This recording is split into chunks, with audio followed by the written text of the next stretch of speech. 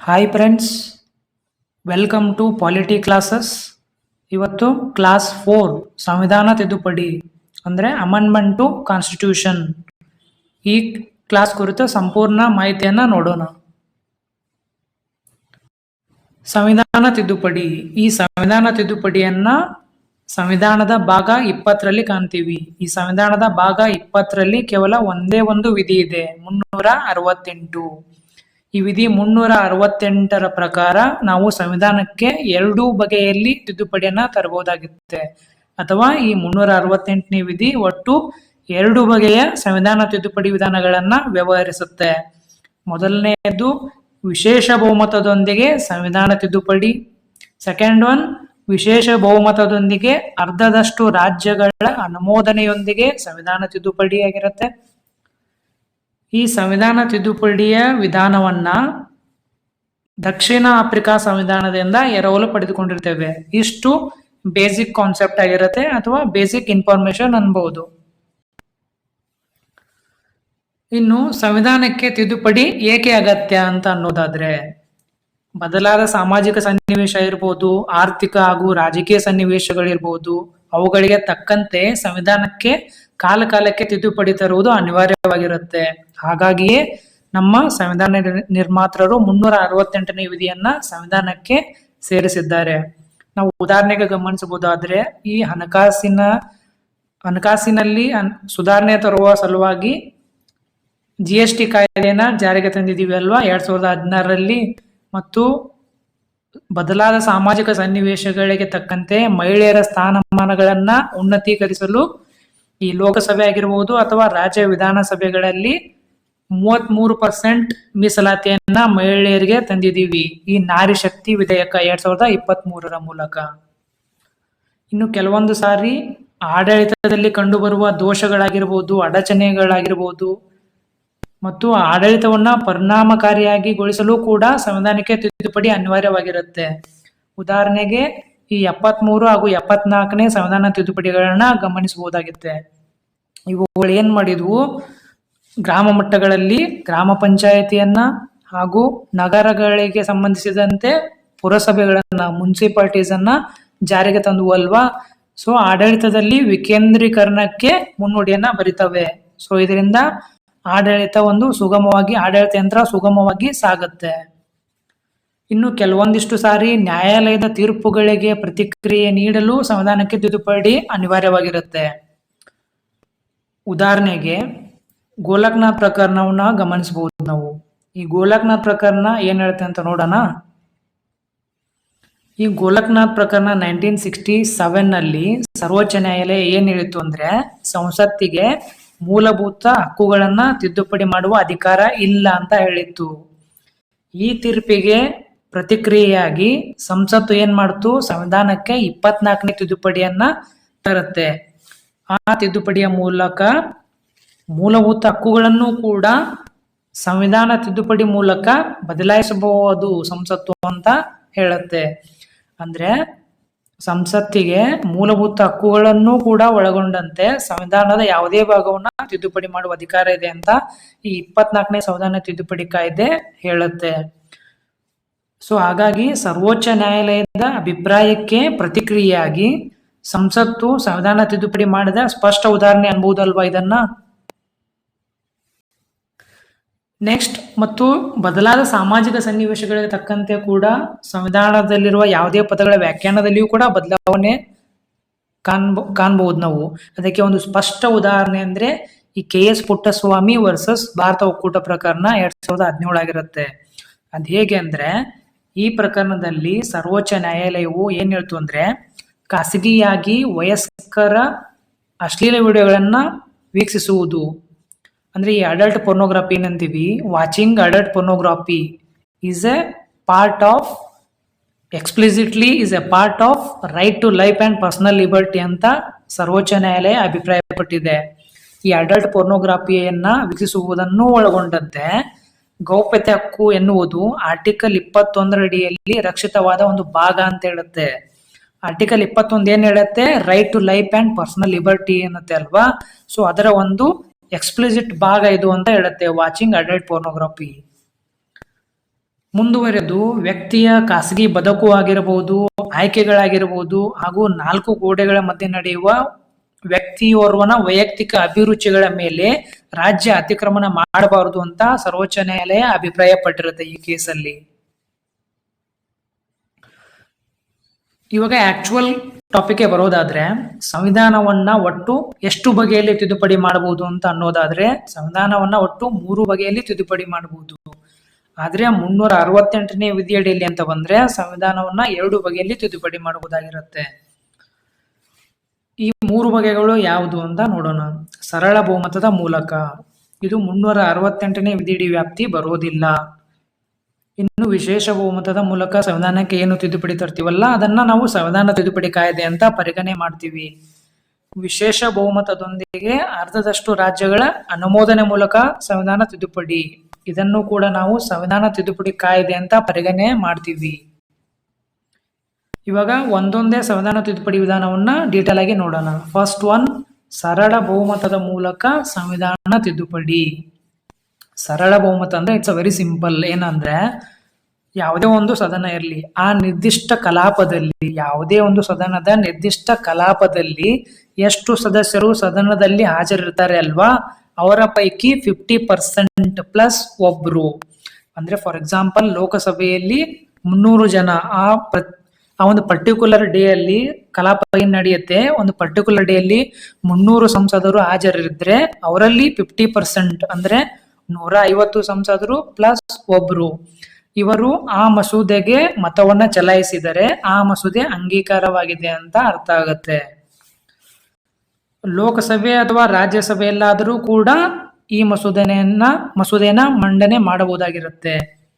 ಯಾವುದೇ ಸಂವಿಧಾನ ತಿದ್ದುಪಡಿ ಮಸೂದೆ ಆಗಿರಲಿ, ಅದಕ್ಕೆ ರಾಷ್ಟ್ರಪತಿಗಳ ಪೂರ್ವಾನುಮತಿ ಅಗತ್ಯ ಇರೋದಿಲ್ಲ.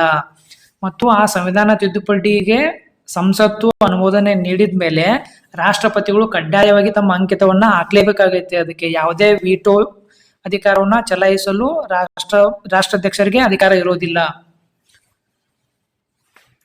ಸಚಿವರ ಮತ್ತು ಖಾಸಗಿ ಸದಸ್ಯರು, ಈ ಖಾಸಗಿ ಸದಸ್ಯರು ಅಂದ್ರೆ ಬೇರೆ ಯಾರು ಅಲ್ಲ, ಯಾವುದೇ ಸಂಸದರಾಗಿರ್ತಾರೆ. ಆ ಸದನದ ಯಾವುದೇ ಒಬ್ಬ ಸಂಸದರಾಗಿರ್ಬೋದು, ಸಚಿವರಾಗಿರ್ಬೋದು ಅಥವಾ ಯಾವುದೇ ಸಂಸದರಾಗಿರ್ಬೋದು, ಸಂಸತ್ತಿನ ಯಾವುದೇ ಸದನದಲ್ಲಿ ಅಂದ್ರೆ ಈ ಲೋಕಸಭೆ ಆಗಿರ್ಬೋದು ಅಥವಾ ರಾಜ್ಯಸಭೆ ಆಗಿರ್ಬೋದು, ಅಲ್ಲಿ ಈ ಸರಳ ಬಹುಮತದ ಮೂಲಕ ಸಂವಿಧಾನ ತಿದ್ದುಪಡಿ ಮಸೂದೆಯನ್ನ ಮಂಡಿಸಬಹುದಾಗುತ್ತೆ.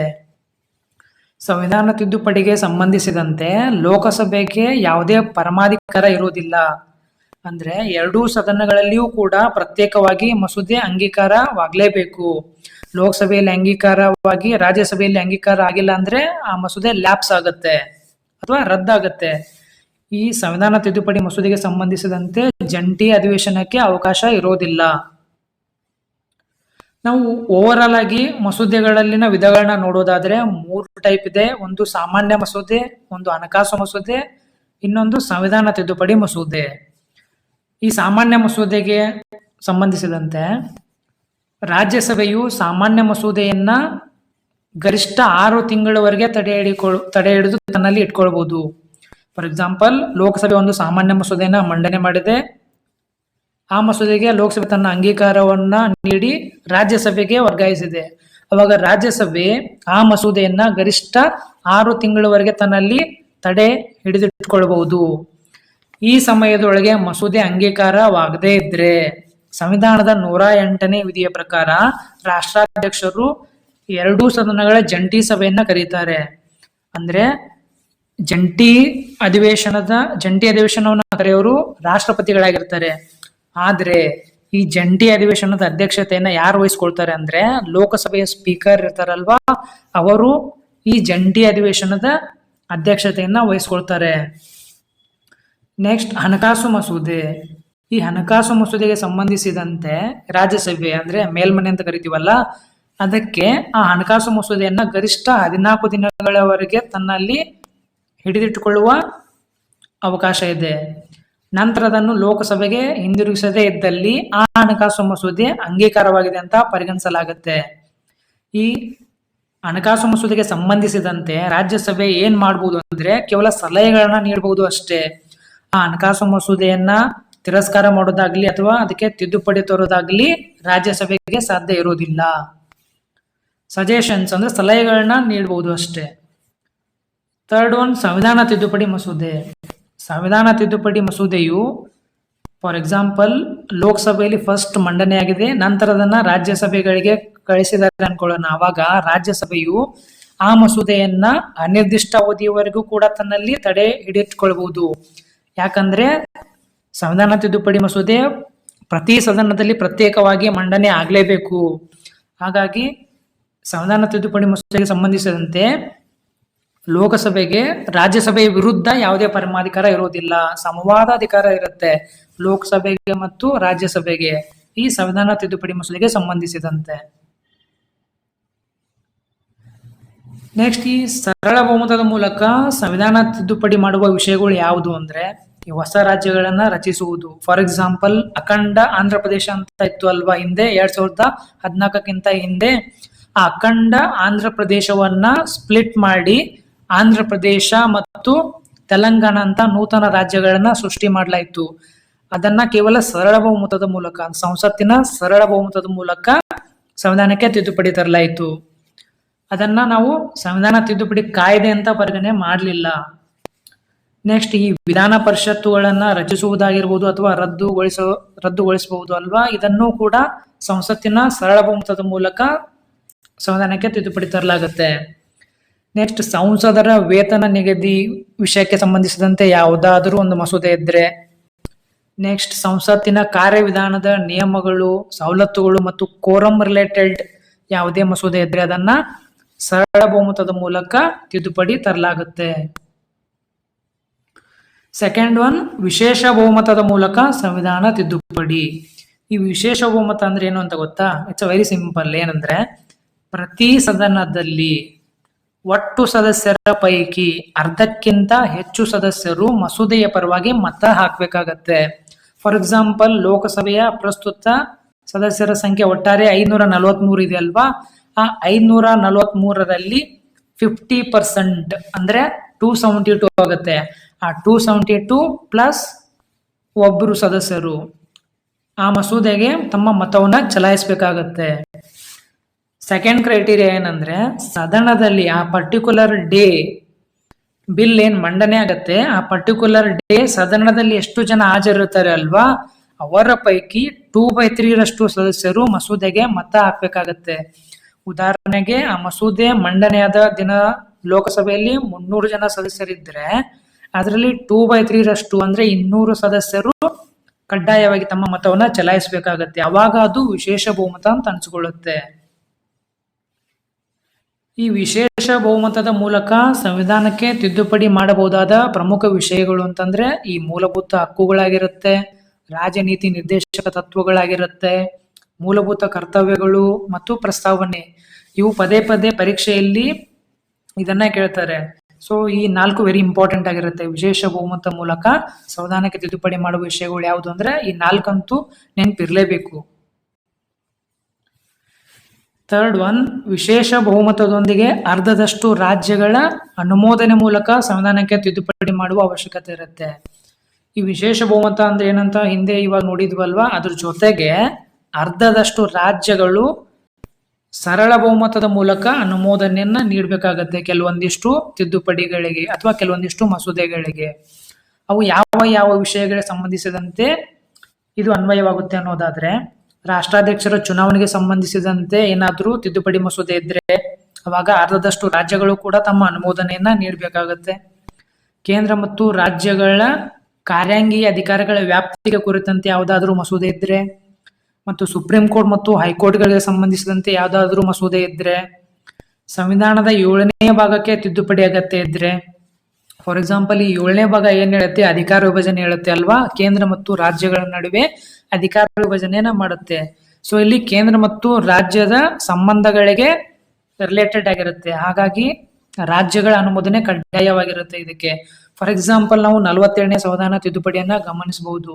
ಆ 47ನೇ ಸಂವಿಧಾನ ತಿದ್ದುಪಡಿಯಲ್ಲಿ ಏನ್ ಮಾಡ್ಲಾಯ್ತು ಅಂದ್ರೆ, ರಾಜ್ಯ ಪಟ್ಟಿಯಲ್ಲಿದ್ದ ಈ 5 ವಿಷಯಗಳು ಯಾವುದು ಅಂದ್ರೆ ಶಿಕ್ಷಣ, ಅರಣ್ಯ, ತೂಕ ಮತ್ತು ಅಳತೆ, ವನ್ಯ ಪ್ರಾಣಿಗಳು ಮತ್ತು ಪಕ್ಷಿಗಳ ರಕ್ಷಣೆ ಹಾಗೂ ಸುಪ್ರೀಂ ಕೋರ್ಟ್ ಮತ್ತು ಹೈಕೋರ್ಟ್ಗಳನ್ನು ಹೊರತುಪಡಿಸಿ ಇತರೆ ನ್ಯಾಯಾಲಯಗಳ ರಚನೆ. ಈ 5 ವಿಷಯಗಳನ್ನ ರಾಜ್ಯ ಪಟ್ಟಿಯಿಂದ ಸಮವರ್ತಿ ಪಟ್ಟಿಗೆ ಟ್ರಾನ್ಸ್ಫರ್ ಮಾಡಲಾಯಿತು, ವರ್ಗಾವಣೆ ಮಾಡಲಾಯಿತು. ಇದಕ್ಕೆ ಅರ್ಧದಷ್ಟು ಹೆಚ್ಚಿನ ರಾಜ್ಯಗಳು ಅನುಮೋದನೆ ಅಗತ್ಯವಾಗಿತ್ತು ಈ ತಿದ್ದುಪಡಿಗೆ ಅವಾಗ. ಇನ್ನು ಸಂವಿಧಾನದ 18ನೇ ಭಾಗಕ್ಕೆ ತಿದ್ದುಪಡಿ ಅಗತ್ಯವಿದ್ದಲ್ಲಿ, ಈ 18ನೇ ಭಾಗ ಏನ್ ಹೇಳುತ್ತೆ, ಎಮರ್ಜೆನ್ಸಿ ಪ್ರೊವಿಷನ್ಸ್ ಅಲ್ವಾ, ತುರ್ತು ಪರಿಸ್ಥಿತಿ ಉಪಬಂಧಗಳ ಕುರಿತು ವ್ಯವಹರಿಸುತ್ತೆ. ಫಾರ್ ಎಕ್ಸಾಂಪಲ್, ಈ ನ್ಯಾಷನಲ್ ಎಮರ್ಜೆನ್ಸಿ ಅಥವಾ ಪ್ರೆಸಿಡೆಂಟ್ ರೂಲ್ ಆಗಿದಾಗ ಕೇಂದ್ರ ಮತ್ತು ರಾಜ್ಯಗಳ ನಡುವಿನ ಸಂಬಂಧಕ್ಕೆ ರಿಲೇಟ್ ಆಗಿರುತ್ತೆ ಅಲ್ವಾ ಅದು. ಹಾಗಾಗಿ ಸಂವಿಧಾನದ 18ನೇ ಭಾಗಕ್ಕೆ ತಿದ್ದುಪಡಿ ಅನಿವಾರ್ಯ ಇದ್ರೆ ಅವಾಗ ಅರ್ಧದಷ್ಟು ಹೆಚ್ಚಿನ ರಾಜ್ಯಗಳು ಆ ತಿದ್ದುಪಡಿ ಮಸೂದೆಗೆ ಅನುಮೋದನೆಯನ್ನ ಕಡ್ಡಾಯವಾಗಿ ನೀಡುವುದು ಕಡ್ಡಾಯವಾಗಿರುತ್ತೆ. ಕೇಂದ್ರ ಮತ್ತು ರಾಜ್ಯಗಳ ನಡುವಿನ ಹಣಕಾಸು ವಿಷಯಗಳಿಗೆ ಸಂಬಂಧಿಸಿದಂತೆ ಯಾವ್ದಾದ್ರು ತಿದ್ದುಪಡಿ ಮಸೂದೆ ಇದ್ರೆ, ಫಾರ್ ಎಕ್ಸಾಂಪಲ್ GST ಆಕ್ಟ್ ಬಂತಲ್ವಾ, GST ಮಸೂದೆ, ಆ ಮಸೂದೆಗೂ ಕೂಡ ಅರ್ಧಕ್ಕಿಂತ ಹೆಚ್ಚಿನ ರಾಜ್ಯಗಳು ತಮ್ಮ ಅನುಮೋದನೆಯನ್ನ ಕೊಟ್ಟಿದ್ವು. ಸಂಸತ್ತು ಸಂವಿಧಾನವನ್ನ ತಿದ್ದುಪಡಿ ಮಾಡಬಹುದಾ ಅಂತ ಪ್ರಶ್ನೆ ಬಂದ್ರೆ, 42ನೇ ಸಂವಿಧಾನ ತಿದ್ದುಪಡಿ ಕಾಯ್ದೆ 1976, ಇದಕ್ಕೆ ನಾವು ಮಿನಿ ಕಾನ್ಸ್ಟಿಟ್ಯೂಷನ್, ಮಿನಿ ಸಂವಿಧಾನ ಅಂತಾನೆ ಹೇಳ್ತೀವಿ ಅಲ್ವಾ, ಯಾಕೆಂದ್ರೆ ಅಷ್ಟೊಂದು ಪ್ರಮಾಣದಲ್ಲಿ ನಮ್ಮ ಸಂವಿಧಾನಕ್ಕೆ ತಿದ್ದುಪಡಿನ ತರಲಾಗಿತ್ತು ಈ ಕಾಯ್ದೆಯ ಮೂಲಕ. ಈ 42ನೇ ಸಂವಿಧಾನ ತಿದ್ದುಪಡಿ ಕಾಯ್ದೆ ಏನ್ ಮಾಡ್ತು ಅಂದ್ರೆ, ಮೂಲಭೂತ ಹಕ್ಕುಗಳನ್ನು ಒಳಗೊಂಡಂತೆ ಸಂವಿಧಾನದ ಯಾವುದೇ ಭಾಗವನ್ನ ತಿದ್ದುಪಡಿ ಮಾಡುವ, ರದ್ದು ಮಾಡುವ ಅಪರಿಮಿತ ಅಧಿಕಾರವನ್ನ ಸಂಸತ್ತಿಗೆ ನೀಡ್ತಿದ್ವು 42ನೇ ಸಂವಿಧಾನ ತಿದ್ದುಪಡಿ. ಈ ಕಾಯ್ದೆಯನ್ನ ಮಿನರ್ವಾ ಮಿಲ್ ಪ್ರಕರಣದಲ್ಲಿ ಚಾಲೆಂಜ್ ಮಾಡಲಾಯಿತು, ಈ 42ನೇ ಸಂವಿಧಾನ ತಿದ್ದುಪಡಿ ಕಾಯ್ದೆಯನ್ನ. ಕೇಶವಾನಂದ್ ಭಾರತಿ ಪ್ರಕರಣ ಎಷ್ಟು ಇಂಪಾರ್ಟೆಂಟ್ ಅಲ್ವಾ, ಅಷ್ಟೇ ಸಮವಾದ ಪ್ರಾಮುಖ್ಯತೆಯನ್ನ ಈ ಮಿನರ್ವಾ ಮಿಲ್ ಪ್ರಕರಣ 1980 ಹೊಂದಿರುತ್ತೆ ಫ್ರೆಂಡ್ಸ್. ಈ ಮಿನರ್ವಾ ಮಿಲ್ ಪ್ರಕರಣದಲ್ಲಿ ಲ್ಯಾಂಡ್ ಮಾರ್ಕ್ ಜಡ್ಜ್ಮೆಂಟ್ ನೀಡುತ್ತೆ ನಮ್ಮ ಸರ್ವೋಚ್ಚ ನ್ಯಾಯಾಲಯ. ಏನ್ ಹೇಳ್ತು ಅಂದ್ರೆ, ಸಂಸತ್ತಿಗೆ ಸಂವಿಧಾನ ತಿದ್ದುಪಡಿಗೆ ಸಂಬಂಧಿಸಿದಂತೆ ಕೇವಲ ಸೀಮಿತ ತಿದ್ದುಪಡಿ ಅಧಿಕಾರ ಇದೆ, ಲಿಮಿಟೆಡ್ ಅಮೆಂಡ್ಮೆಂಟ್ ಪವರ್ ಇದೆ ಅಂತ ಹೇಳ್ತು ಪಾರ್ಲಿಮೆಂಟ್ಗೆ ಸಂವಿಧಾನ ತಿದ್ದುಪಡಿಗೆ ಸಂಬಂಧಿಸಿದಂತೆ. ಮುಂದುವರೆದು ಈ ಸೀಮಿತ ತಿದ್ದುಪಡಿ ಅಧಿಕಾರವನ್ನ ಪ್ರಶ್ನಾತೀತ ಅಧಿಕಾರವನ್ನಾಗಿ ಪರಿವರ್ತಿಸಿಕೊಂಡು ಮುಂದೊಂದು ದಿನ ಸಂವಿಧಾನವನ್ನೇ ರದ್ದು ಮಾಡಲು ಮುಂದಾಗುವಂತಿಲ್ಲ, ಈ ಅಧಿಕಾರ ಸಂಸತ್ತಿಗೆ ಇಲ್ಲ ಅಂತೇಳಿ ತುಂಬಾ ಕಟುವಾಗಿ ಅಭಿಪ್ರಾಯ ಪಡುತ್ತೆ ಸರ್ವೋಚ್ಚ ನ್ಯಾಯಾಲಯ ಈ ಮಿನರ್ವಾ ಮಿಲ್ ಪ್ರಕರಣದಲ್ಲಿ. ಹಾಗಾಗಿ ಇದು ಒಂದು ವೆರಿ ಇಂಪಾರ್ಟೆಂಟ್ ಪ್ರಕರಣ ಆಗಿರುತ್ತೆ. ಇಷ್ಟು ಸಂವಿಧಾನ ತಿದ್ದುಪಡಿ ಚಾಪ್ಟರ್ ಆಗಿತ್ತು. ಮತ್ತೆ ಮುಂದಿನ ಕ್ಲಾಸಲ್ಲಿ ಬೇರೊಂದು ಚಾಪ್ಟರ್ ಜೊತೆ ಸಿಗೋಣ. Thank you so much.